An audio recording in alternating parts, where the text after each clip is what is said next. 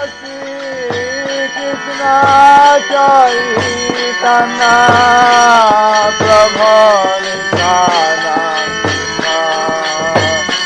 Jayapataka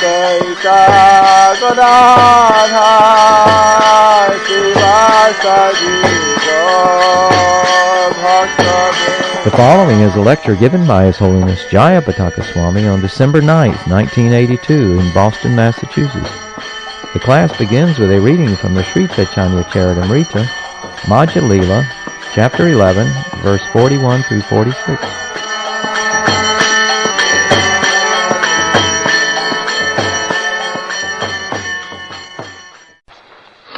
Jayo Nityananda Jaya Dvaita Chanda Jaya Gaura Bhakta Vrinda Jayo Jayo Sri Chaitanya Jayo Nityananda Jaya Dvaita Chanda Jaya Gaura Bhakta Vrinda. All glories to Lord Sri Chaitanya Mahaprabhu, all glories to Lord Nityananda Prabhu, all glories to Sri Advaita Prabhu, all glories to the devotees of Sri Chaitanya Mahaprabhu. Ketre asi raja sarva bhauma bolaila sarva bhaume namaskare tahare puchila mukha karoti bachalam pangulangai teginyati patamangwangme seginyataya. Translation. When King Prataparudra returned to Jagannath Puri, he called for Sarvabhauma Bhattacharya. When Bhattacharya went to see the king offered him respects and made the following inquiries. Mora lagi Prabhu pode koile nivedan Sarvabhauma kohe koinu onekha jotan. The king asked, "Have you submitted my petition to the Lord?" Sarvabhauma replied, "Yes, with much endeavor I have tried my best." Totapi na kore teho raja darasan ketre chare javin puna jodi kori nivedan. Yet, despite my great endeavor, the Lord would not agree to see a king. Indeed, he said that if he were asked again, he would quit Jagannath Puri and go elsewhere. Sunya rajara mone dukha upojilo bishada koriya kichu kohito lagilo. Hearing this, the king became very unhappy and greatly lamented, began to speak as follows. Papi nicha uddharite taro avatar jagai madhai ke teho korila uddhar. The king said, Sri Chaitanya Mahaprabhu has descended just to deliver all kinds of sinful, low-born persons. Consequently, he has delivered sinners like Jagai and Madhai. Prataparudra chari koribe jagata nistar, e pratigya kore koriyachin avatar. E pratigya koriyachin avatar. Translation. Alas, as Sri Chaitanya Mahaprabhu incarnated to deliver all kinds of sinners, with the exception of a king called Maharaj Prataparudra. Purport. Sri Chaitanya Mahaprabhu's mission is thus described by Narottam Das Thakur. Patit pavan hetu tava avatar, mosama patita prabhu na pai be'ar. If Sri Chaitanya Mahaprabhu descended to reclaim sinners, then one who is most sinful and low-born is the first candidate for the Lord's consideration. Maharaj Prataparudra considered himself a most fallen soul because he had to deal with material things constantly and enjoy material profits. Sri Chaitanya Mahaprabhu's business was the deliverance of the most fallen. How then could he reject the king? The more fallen a person is, the more he has the right to be delivered by the Lord, provided, of course, he surrenders unto the Lord. Maharaj Prataparudra was a fully surrendered soul, therefore the Lord could not refuse him on the grounds that he was a worldly, pounds, shillings man.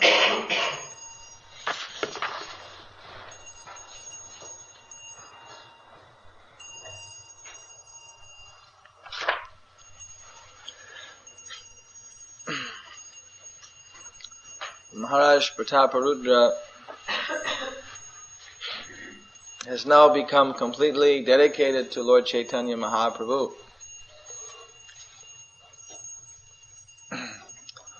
The first time that Maharaj Prataparudra saw Lord Chaitanya, of course, he was very attracted.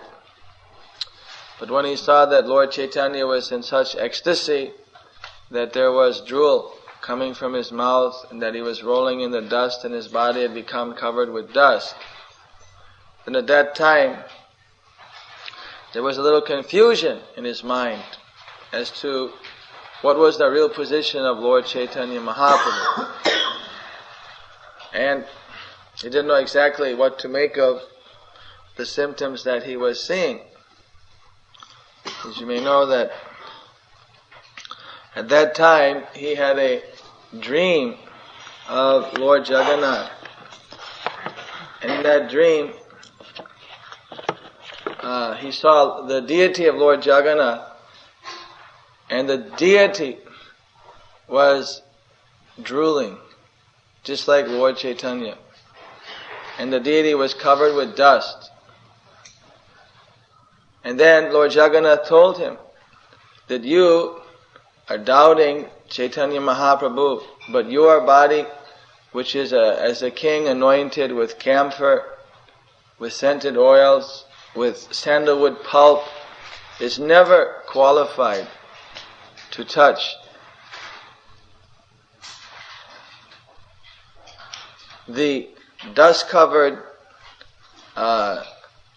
saliva-soaked, drooling transcendental form of Lord Chaitanya, which is completely transcendental. And then Lord Jagannath suddenly turned into Lord Chaitanya in the dream, and then again back into Jagannath. And then Prataparudra Maharaj awoke. So then, this was the first indication that Maharaj Prataparudra had, that actually Lord Chaitanya himself was Krishna coming down for this particular pastime. But even then, when Maharaj Prataparudra wanted and became completely devoted after this association and other association with Lord Chaitanya, and after he wanted to have his audience, we see that he was not given that opportunity to have the audience with Lord Chaitanya. Lord Chaitanya was showing the example that a sannyasi, especially in those days, would never intimately associate with some king. This is significant because someone in the renounced order of life, if they intimately associate with politicians, with worldly minded people, then there's every chance that they can become polluted. We know from the history of the Christian church that when the popes and the kings were very intimately connected, that the popes became completely entwined in various kind of political intrigues. And in this way, the whole church became like a political hotbed, and there was a lot of distraction from any real spiritual purpose except for a few isolated monasteries that didn't have anything to do with these things. So in the Vedic culture, there is a separation between sannyasis, who are supposed to be the spiritual master for all the sections of society, and the worldly minded kings. That the worldly minded kings, they would have to come off of their pedestals and come down and meet the sannyasis as ordinary people. And only in that way would they be able to get an audience, that they were supposed to respect the sannyasi as spiritual master. And the sannyasi was not supposed to intimately be attached with the affairs of the court like that. And so Mahaprabhu, he was maintaining those standards. Of course, we know that Mahaprabhu came to Jagannath Puri to deliver principally 3 people. Anyone knows who those 3 people are?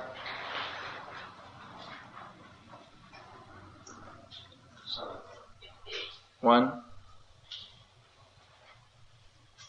Yes? 2? Yes? He already said Sarvabhauma Bhattacharya.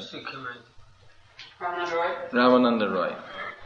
To deliver Ramananda Roy, Sarvabhauma Bhattacharya, and Prataparudra Maharaj, Lord Chaitanya, this is one of his reasons for coming to Jagannath Puri, to deliver these three devotees.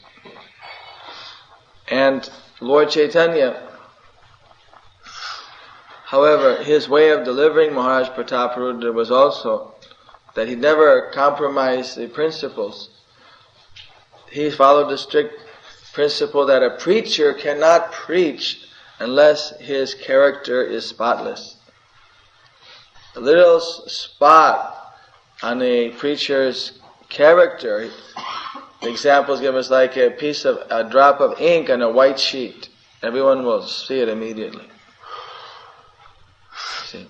Unless, that's what Prabhupada repeatedly advised us, that for us to preach anywhere in the world, we have to have a good respect in those areas.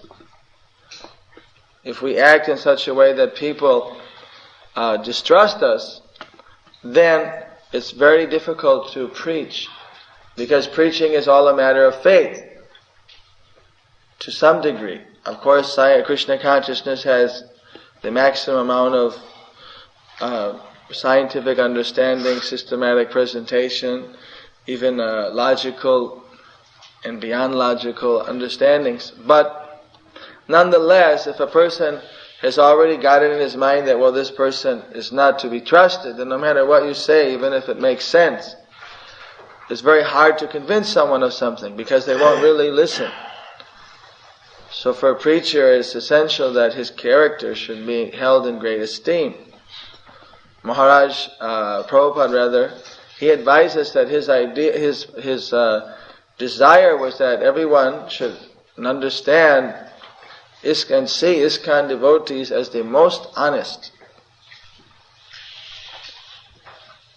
That they shouldn't do anything dishonest which would hamper the good respect of the people. So in those days, for a sannyasi to go and see kings would be considered a type of inappropriate action. Although nowadays there's not that amount of strict understanding. Also, there's not any kings anymore either, but except for a few isolated places. But nonetheless,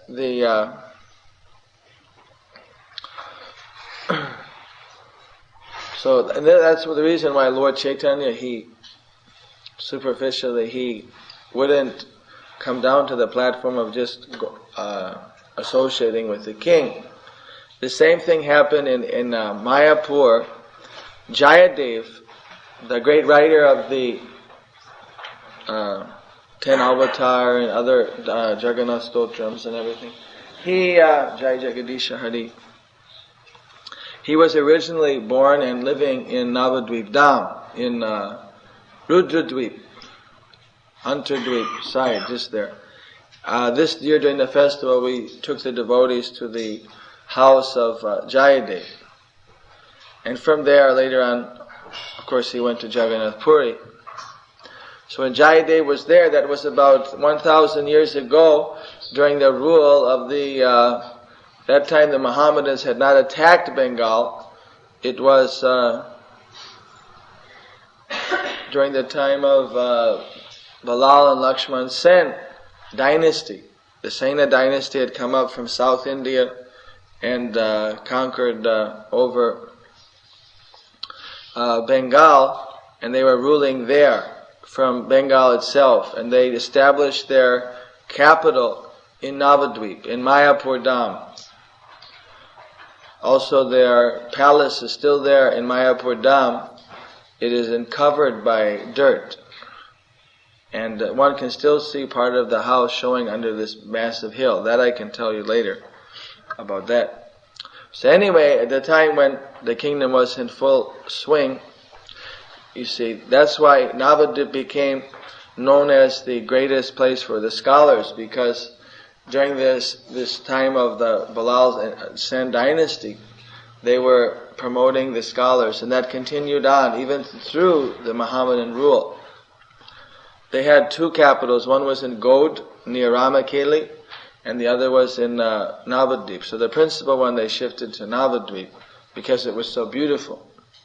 Even 400 years before Lord Chaitanya appeared. So at that time, the king, he went down to see Jayadev.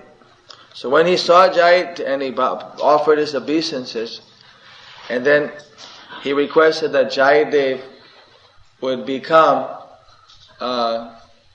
one of his ministers or something like that, because he was such a great poet. But Jayadev became completely insulted that a king had entered into his courtyard, because he was a Brahmana, and he didn't want that his good name would be, disgraced by associating with such a materialistic person as a king. So he threatened that he was going to leave Navadvip forever because of this insult. What did he have to do to associate with a worldly person like a king who didn't have any Krishna consciousness in his life?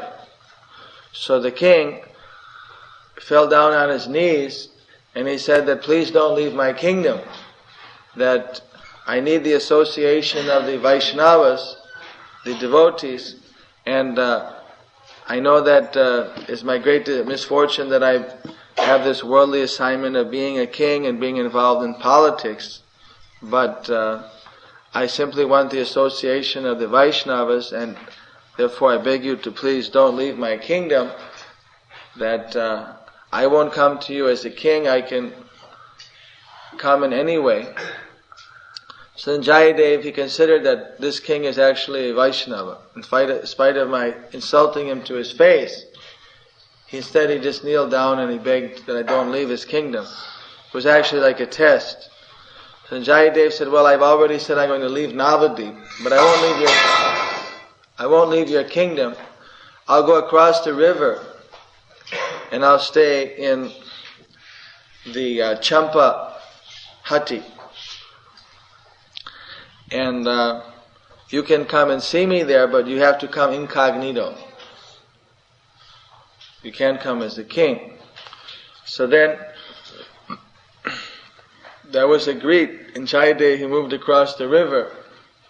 The Champahati got the name that during Radha Krishna pastimes, you know how Vrindavana, there was sometimes such a need for garlands, with Ras-lila and everything going on. There was a lot of garlands required. So the gopis had their private champa tree forests in Navadvip. And by their transcendental skill, they would go there, and every day they would pick these champa flowers, which especially grow very nicely in Bengal.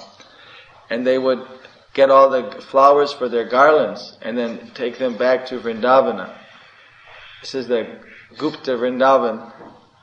And now Bhavananda Goswami is also recreating that forest, transcendental orchard,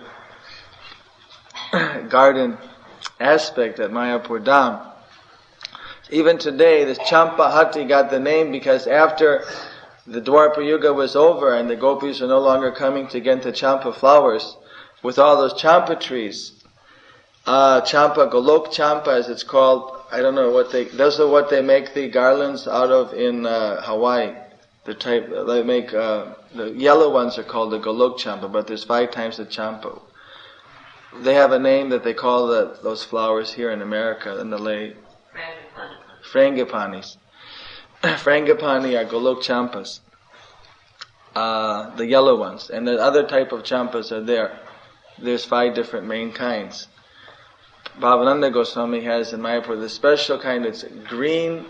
The flower itself is green and it's so aromatic that it even hypnotizes cobra snakes. So you have to be careful. Sometimes the cobras, they go by and they get intoxicated by the flower and they just kind of get dazed there. And if you're not careful, you can step on one while they're completely intoxicated by the smell of the flower.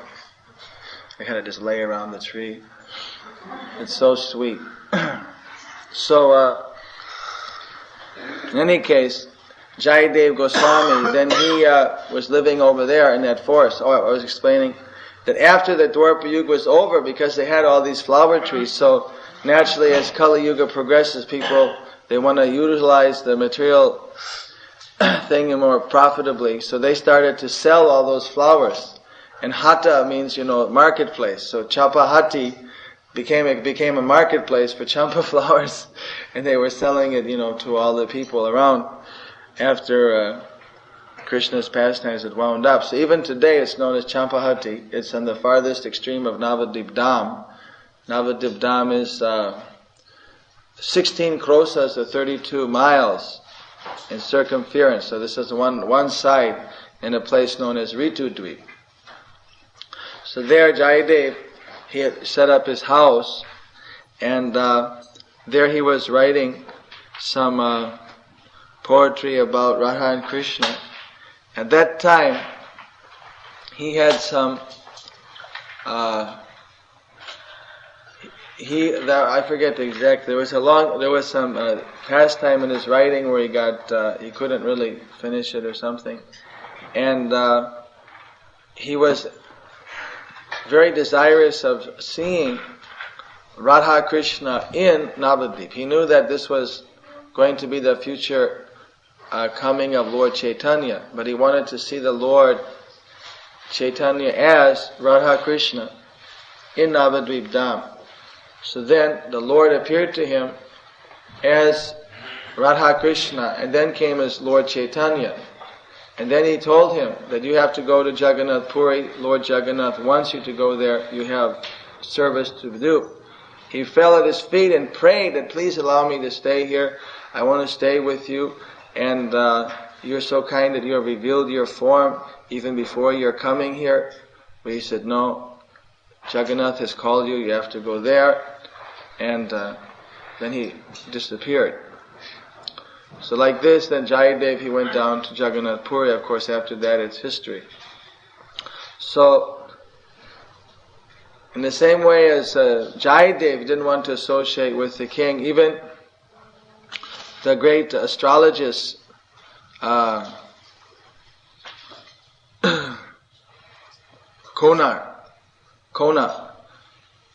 was, the daughter-in-law of Vikramaditya,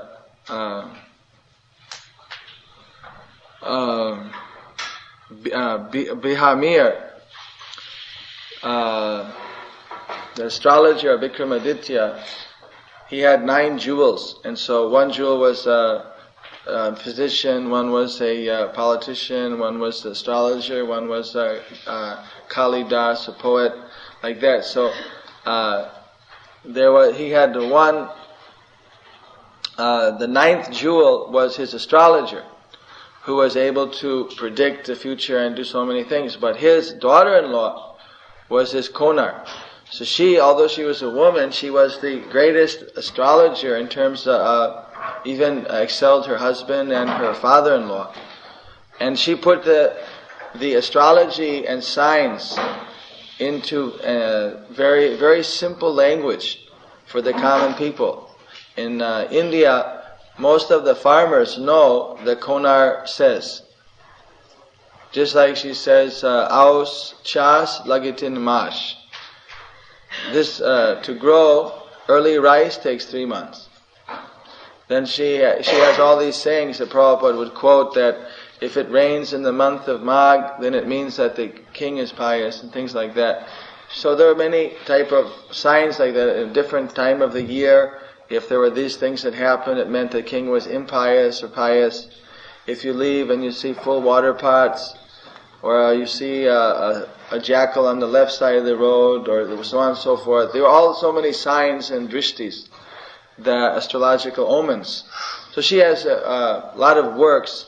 It's mentioned in the Krishna book, when Krishna was leaving, he saw a lot of bad signs. Or was it Arjuna or Krishna? I forget. In Krishna book it mentions. And Prabhupada says that there's a book called Konar Vachan.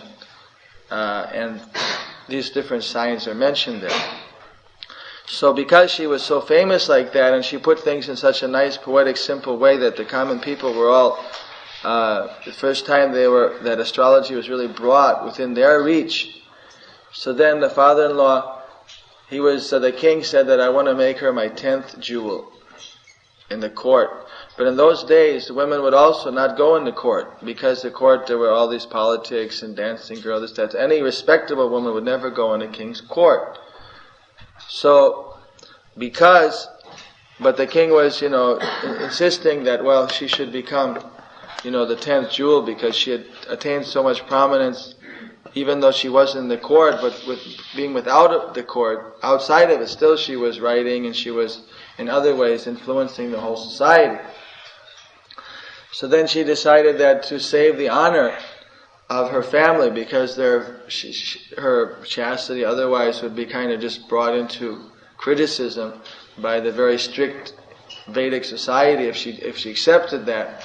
And yet at the same time, the king wouldn't, he was infatuated with the idea, because she would still speak, but it would be like behind closed doors, it would be, in a secluded way.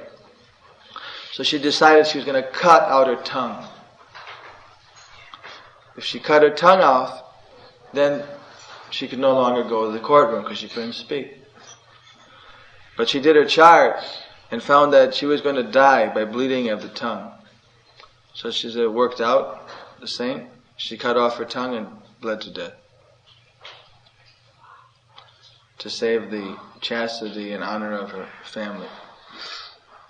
They couldn't stop the bleeding. But she's the greatest known woman astrologer in history of Vedic astrology. So he had many works.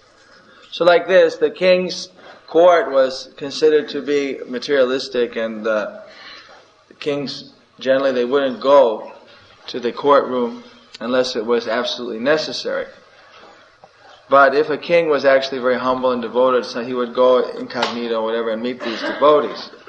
So here Maharaj Prataparudra, being a surrendered soul, and he knowing that Lord Chaitanya was actually there to deliver the most fallen, he was feeling that since I'm so fallen, then how is it that everyone's going to be delivered except for me? So this is truly the most fallen and unfortunate. Adarshaniyanapi nichajating sangabhikshate hanta tatapi no mam made kavarjang kripayishyatiti niyaking so habata tadeva. Prabhupada's translation. Alas, has Sri Chaitanya Mahaprabhu made his advent, deciding that he will deliver all others with the exception of me? He bestows his merciful glance upon many lower class men who are usually not even to be seen. Purport. This verse is found in the Sri Chaitanya Chandrodaya Nataka 828. Text 48. Tar pratigya more na kori vedarasan more pratigya taha bina charivo jivan. Maharaj Prataparudra continued, if Sri Chaitanya Mahaprabhu is determined not to see me, then I am determined to give up my life if I do not see him. Purport. A devotee with Maharaja Prataparudra's determination will certainly be victorious in advancing in Krishna consciousness. Sri Krishna confirms this in Bhagavad Gita 9:14. Satatang kirtayanto mang yatatascha dridha vrataha namasyantascha mang bhaktya nitya yukta upasate. Always chanting my glories, endeavoring with great determination, bowing down before me, these great souls perpetually worship me with devotion. These are the symptoms of a Mahatma engaged in the Lord's service in full Krishna consciousness. Thus, Maharaja Prataparudra's determination is very exalted and is called Dridha Vrata. Because of this determination, he was finally able to receive Lord Chaitanya's direct mercy.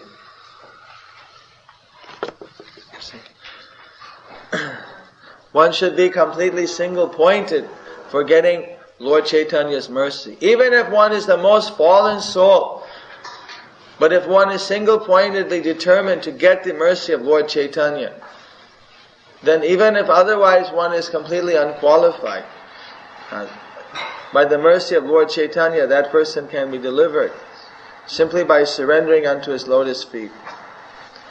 Jadi say Mahaprabhu narvai kripadhan, kiba radha kiba deho saba akaran. If I do not receive Sri Chaitanya Mahaprabhu's mercy, my body and my kingdom are certainly useless. Purport: this is an excellent example of Dridha Vrata, determination. If one does not receive the Supreme Personality of Godhead's mercy, one's life is defeated. In Srimad Bhagavatam 5.5.5 it is said, Parabhavastavad abodha jato yavana najigyasata atma tattvam. Unless one inquires into spiritual life, everything is useless. Without spiritual inquiry, our labor and the object of our labor are simply a waste of time.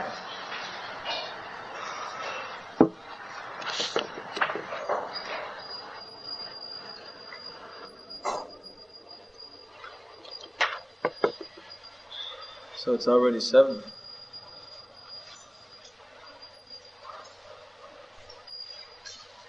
You still go on further? Yes. Eto suni sarvabhoma hoila chintito, rajaranuraga deki hoila vishmito. Hearing King Prataparudra's determination, Sarvabhauma Bhattacharya became thoughtful. Indeed, he was very astonished to see the king's determination. Purport: Sarvabhauma Bhattacharya was astonished because such determination is not possible for a worldly man attached to material enjoyment. The king certainly had ample opportunity for material enjoyment, but he was thinking that his kingdom and everything else was useless if he could not see Sri Chaitanya Mahaprabhu. This is certainly sufficient cause for astonishment. In Srimad Bhagavatam it is stated that bhakti, devotional service, must be unconditional. No material impediments can actually check the advancement of devotional service, be it executed by a common man or a king. In any case, devotional service rendered to the Lord is always complete, despite the devotee's material position. Devotional service is so exalted that it can be executed by anyone in any position. One simply must be dridha vrata, firmly determined. We can see here how Chaitanya Mahaprabhu's movement is actually taking the mood of Vrindavana.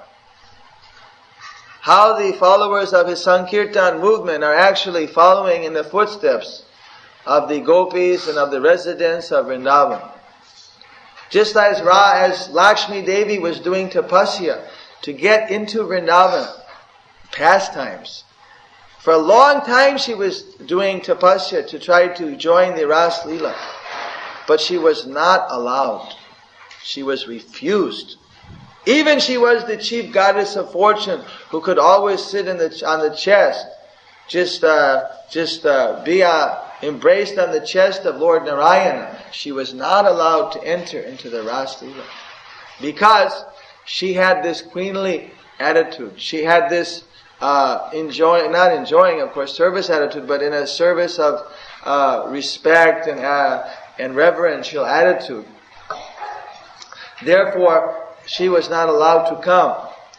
So, in the same way, in a slightly different way, of course, not exactly the same, but Lord Chaitanya, if anyone wanted to approach him, they could not approach with any spiritual or material type of false ego or type of pride, you see, of any sort. They can't come with any preconceived esteem of themselves. They have to come in a very humble attitude, thinking themselves lower than a straw on the street, more humble than a piece of straw on the street, and more tolerant than the tree. This way, if the king, he might think, well, I'm a great king, I should come in and I should be immediately accepted. What a great opportunity for Chaitanya Mahaprabhu. The king of Orissa is coming to see him. he should be very honored or so on and so forth. No. Lord Chaitanya completely put him down. I don't want to see him. In fact, if he tries to force me to see him, I'll leave. I don't have to stay here. I'm a sannyasi. I can go anywhere. The same thing we see in Bhakti Siddhanta Saraswati Thakur's life, where he just had a little idea that, well, I'm a great scholar, that Gaurkishore Das Babaji will be very happy to accept me as a disciple. But when he went there, Gaurkishore refused him that, no, I will not give you initiation. You are a great scholar. I am just a humble, illiterate sadhu. How can I become your guru? You should rather go somewhere else. I cannot accept you as a disciple. And he was completely shocked. In fact, 3 times he asked, and only on the 3rd time, when he was so determined that if you don't give me initiation, then I'm throwing myself in the Ganges and taking, what is the use of living if I can't get the shelter of a bona fide spiritual master? That's Dridavata, determined to get the shelter. That no one can approach the Lord and think that I will be able to enter in the Lord's pastimes because I have a PhD, or I'm a king, or a congressman, or I'm a king, whatever. Or that I'm very intelligent, or I'm very rich, or somehow I'll buy off the guru, or something like that. No. Of course, one may be engaged in devotional service, but to actually get into the pastimes, to get into the intimate service of the Lord, one has to give up all kinds of false ego, all kinds of false designations. Sarvapadi vinirmuktan tat parattena nirmalang rishikena rishikesha sevanang bhakti uchyate. Sarvapadi vinirmuktan, to give up all upadi, sarva upadi, all the upadis, all the superficial designations, all the different coverings that a person is identifying oneself with. That I'm a scholar, or I'm a great tennis player, or I'm the best chess player, or whatever it may be. Everyone has got some different type of false identities that they associate with themselves with.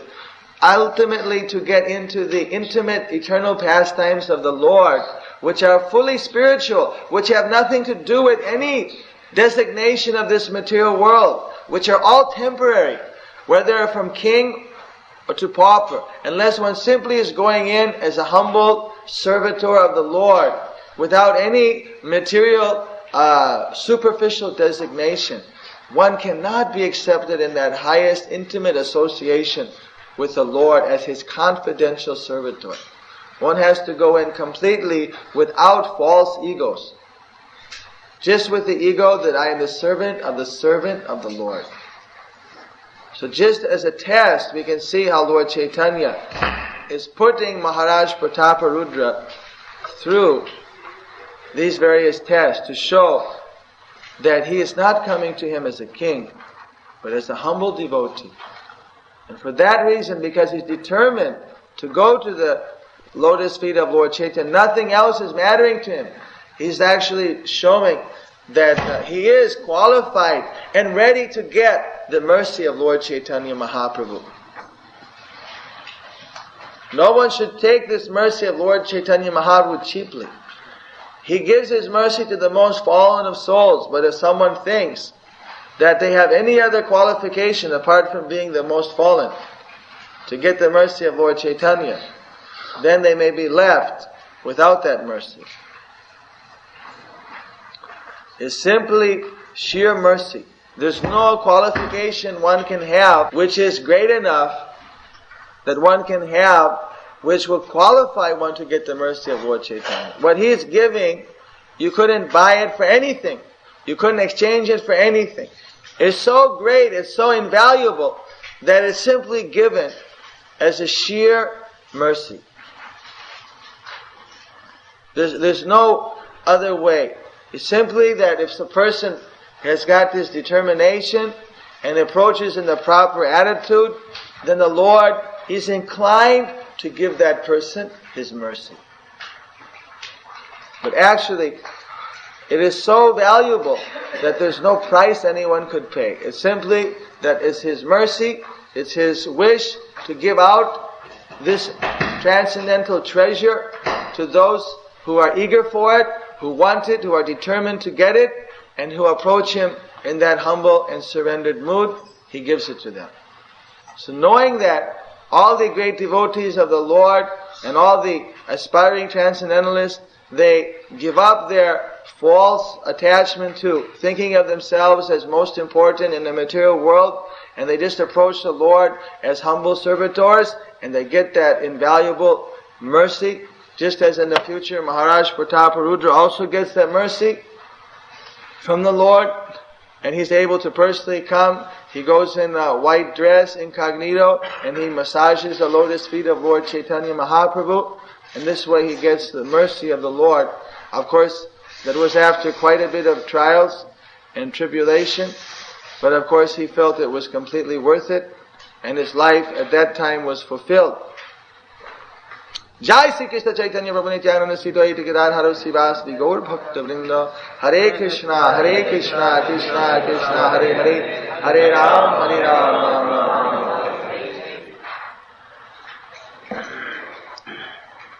Any questions?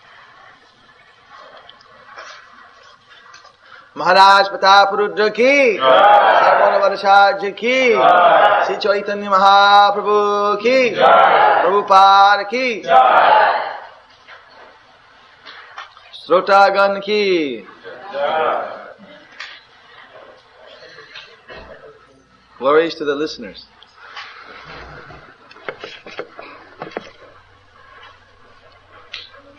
Any question?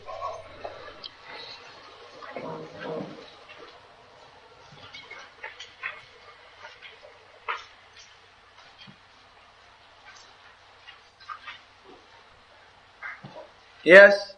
You mentioned about spiritual and material false egos. What's the difference? I don't believe I said spiritual false ego, but even if one has, it's not a false ego, I don't think I said exactly that, but if one has, even in the spiritual life, there's two categories. There's approaching the Lord in awe and reverence. And just like if you read the story about Lakshmi and what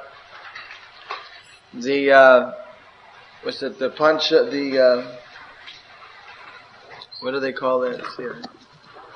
Where they have Lakshmi goes,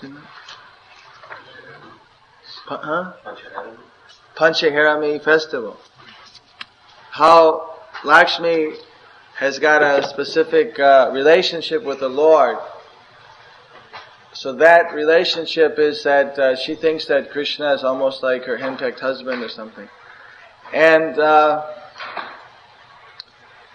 but in Narayan worship, you see that even that's actually like a higher stage. But in Narayan, Lakshmi Devi has got all type of awe and reverence for the Lord, and this is a higher in the spiritual world. At the same time, she's got an opinion of herself as being Lakshmi, the goddess of fortune, the queen of Lord Narayan. So she has that type of motherly disposition towards all the living entities, and she has got a particular mood which is more like that of a queen or of someone who, it's very hard to explain, type of her own type of transcendental pride, which fits in very nicely in Vaikuntha and is appropriate there. But for the intimate relations in Vrindavana, where the devotees all associate with the Lord simply on the platform of pure love, and there's no formality at all in it. It's all spontaneous loving exchange. Well, her mood doesn't fit in there. So she wasn't allowed to go into the Rasa-lila. In that context, I was saying that Lord Chaitanya's mood, where one has to approach Him, just come completely in a humble state of mind, that there was, you could see a type of relation in that, as just as even in the spiritual world, the Lakshmis can't go into the Ras Lila because they have already some preconceived different type of relationship within their own characters that doesn't allow them to enter into the spontaneous loving pastimes in Vrindavan. Well, Lord Chaitanya, his were all spontaneous loving pastimes, and no one could go in with any kind of formal attitude, but had to come in completely informally and simply surrender unto the Lord. It's not a false ego in the spiritual sky, but it's a real ego, but it's not the ego that is accepted in Vrindavan pastimes. So Lord Chaitanya and his pastimes are very much linked with the pastimes of Lord Krishna in Vrindavana. He's feeling separation from the Lord, his chanting of Hare Krishna. There's a part in Navadvip Dham where Lord Chaitanya would do kirtan with all of his associates, and that kirtan was accepted by great acharyas as being completely non-different from the Ras Lila. And that place in Navadvip where they would perform the kirtan and be dancing in ecstasy, chanting Hare Krishna, is accepted as being non-different from the Ras Lila place of Vrindavana. This chanting of Hare Krishna and feeling separation for Krishna and dancing in ecstasy has got links with Lord Krishna's intimate pastimes in Vrindavana. We're following in the footsteps of the great devotees in Vrindavana.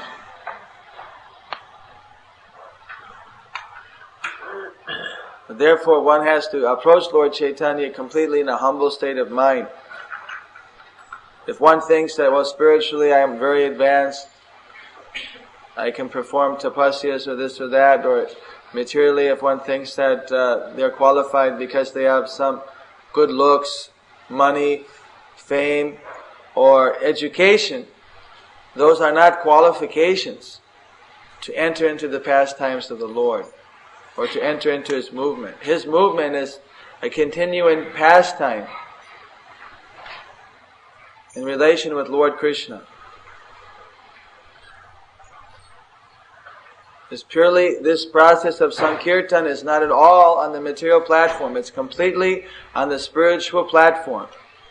Therefore, for persons to actually perform it, they have to give up all the different types of material conceptions of life, and they have to enter into the spiritual conception of life known as Krishna consciousness. Anointing their eyes with the salve of love, bhakti bilochanena. Then they'll be able to see the Lord, not otherwise.